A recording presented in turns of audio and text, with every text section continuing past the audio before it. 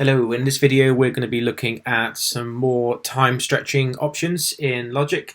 So whereas before when we've looked at time stretching a clip, we've time stretched the whole clip as one. So the way we did that was to hold down the Option key and then drag the whole clip left or right to make it faster or slower. In this instance, in this tutorial, what we're going to do is look at time stretching by going into the audio file and moving transients around and moving notes around. Okay, so to demonstrate this, I think the best thing to do is for me to clap a really simple rhythm into Logic, just so I can make sure the audio files as sort of simple as possible, but also it gives us something to kind of like fix because my timing will probably be a little bit out. So we've got a metronome on. I'm going to clap 4 crotchets and then 4 quavers, and we're going to look at the audio sample. Okay, so hit record.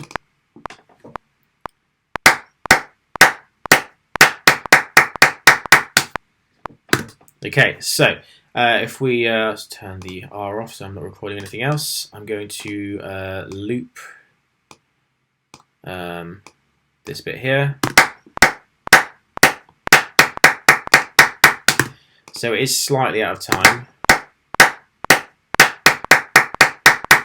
I'm playing it a little bit behind the metronome, but that could also be a latency issue. It could just be a slight delay in the microphone picking up the claps and it being captured in Logic.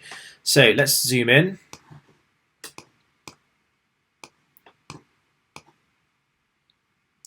So analysing the waveform, we can see these are all transients. These are kind of sharp hits, kind of impacts with a short decay. So these are percussive sounds. If I double click on the audio clip, you can see it in a bit more detail. So these are my claps. Let's just play it one more time. So there's a couple of ways we can fix the slight timing issue. One is to quantize it. In the same way that we quantize MIDI, we can quantize audio. So for audio, what you do is you make sure that the inspector button is on, so you can see this strip here. And in these top windows, these sort of region windows that you can open up here, this is where we can affect things such as quantize. So I'm going to click open more, and why isn't that letting me zoom in? Okay, right. So before we can quantize anything, however, we need to turn on flex. So flex is it's a selection of different algorithms that allow us to make changes to the timing of the audio. So the flex button is this DNA molecule just here. When you hover over it, it says show/hide flex. So when we turn this on, it will ask us, are we sure we want to turn this on? So yes, we do. And then it will change the kind of the editing functions for this audio. For some reason, I just muted this, so I'll mute that. Okay, so now that we have turned flex on, this quantize option has appeared. So if I change the drop-down menu to one of these quantize settings, they're based on the division at which they'll be quantized. So a quarter note would be the same as crotchets. So if I quantize it to a crotchet, then each of these crotchet hits here, these quarter note claps that I did here, they'll lock into place, but it will be problematic with these quavers, with these eighth notes. So I think the best division to select is eighth notes, because I'm playing both crotchets and eighth notes, crotchets and quavers, sorry, in this recording. So I'll select eighth note, and it snaps all of the hits to the grid, apart from beat 1. We'll come to that in a second. So anyway, let's have a listen. If I undo, turn it off.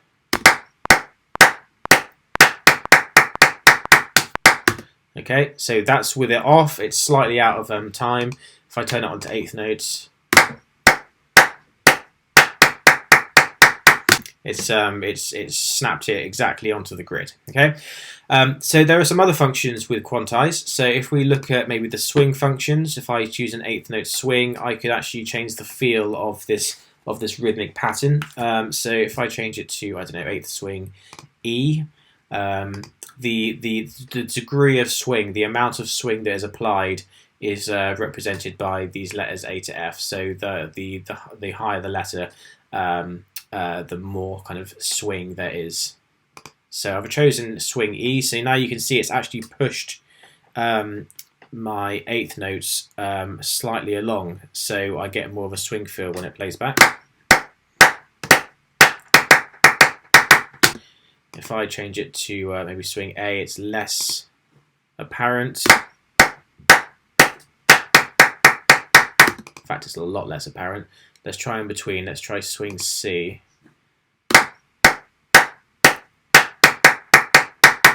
And then let's try F. So you can see the amount that it's pushing those eighth notes back to create that kind of skippy swing feel is more obvious, more aggressive the higher up you go, sort of letter-wise. If we look at, let's try the triplets, so eighth note triplets. I'm doing the same thing there. Okay, so yes, quantize. So we can quantize our audio to snap it to the grid. I've unquantized it by turning it off, and if we play back again, it's going to be back to where it was before. The other thing is that if we turn quantize on to, let's say, eighth notes again, if we open up the more option in this window here, we can make some further adjustments, such as the strength of the quantize. So by dragging up and down, we can say how strong it is. So we might not want to do 100% quantize because we don't want it to sound too robotic, too exact. We want to maintain some of the sort of human performance. So maybe I'll set it at 70. So let's put it at 100 for a minute, so we hear it full on quantize. And let's change it down to about 70, so it's less precise. If you compare the claps to the metronome, you can hear it's not quite on the metronome. In fact, if I turn it down even more, it'll be even more off. Let's try it at 50. So in terms of if you had like the rest of the music playing, having the quantized strength maybe between 50 and 70 would help to kind of pull the timing in so it's a bit tighter, but not so much that it completely loses the entire performance. Obviously this is just me clapping, but it could be a drum part or percussion that's been playing, or guitar line or something like that. So we've done it with a percussive sound, but it could be an instrument that's playing a part here, piano, whatever. So yeah, so that's quantizing. So I'm going to turn this off again, and we're going to look at another way of messing around with these notes. So it still revolves around flex time. When you've turned on the flex time DNA molecule here, this drop-down menu opens up, and it gives you different algorithms for dealing with flex time. So we've got rhythmic, monophonic, polyphonic, and then we've got speed, tempophone, and slicing as well. So we're just going to talk about rhythmic, polyphonic, and monophonic for the moment. So rhythmic flex time, the algorithm is best suited to sounds like this, the clapping, anything that's non-tonal, so drums, percussion, stuff like that, which is just kind of mainly rhythmic elements. Monophonic algorithms are best for melodic sounds, so it could be piano, guitar, bass, but only instruments that are playing single notes at a time. So a bass line or a vocal line, someone singing, but not guitar chords or piano chords or anything like that. So that's where polyphonic algorithm would be used. So if you've got an instrument that is playing chords, playing more than one note, then polyphonic would be the best algorithm to use. So rhythmic for percussion, drums, things like that. monophonic for instruments that are just playing single notes at a time, and polyphonic for instruments that are playing more than one note at a time. Because this is a percussive sound, I'm going to choose rhythmic. So instead of using quantize, I can actually create what are called flex markers. You see when I'm sort of moving the mouse around with this this cursor, there's a little plus symbol.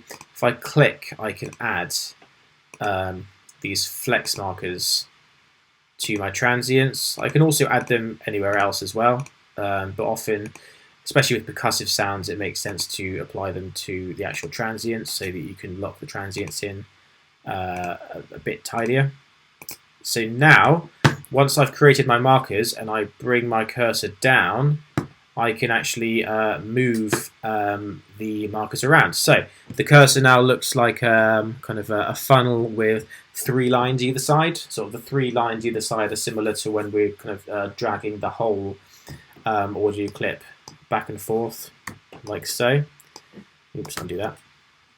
So now if I start moving these markers around, it's going to change the entire rhythm. So let's just pull this one this way. We'll pull this one out this way. So I've shortened this clap here. I've stretched out this clap here. I'm doing this without listening, so it's probably going to sound awful. Right. Let's have a listen.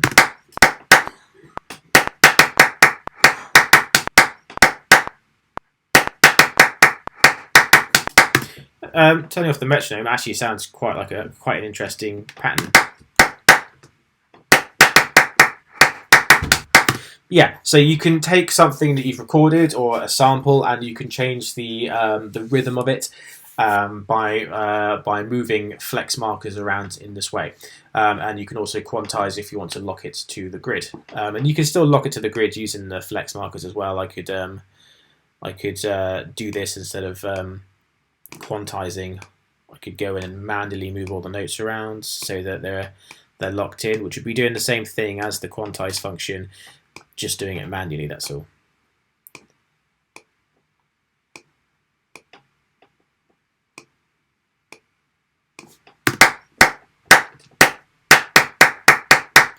Cool. Yeah. So that's flex time. So that's time stretching using the flex algorithms that you can choose here, and also the quantize option as well.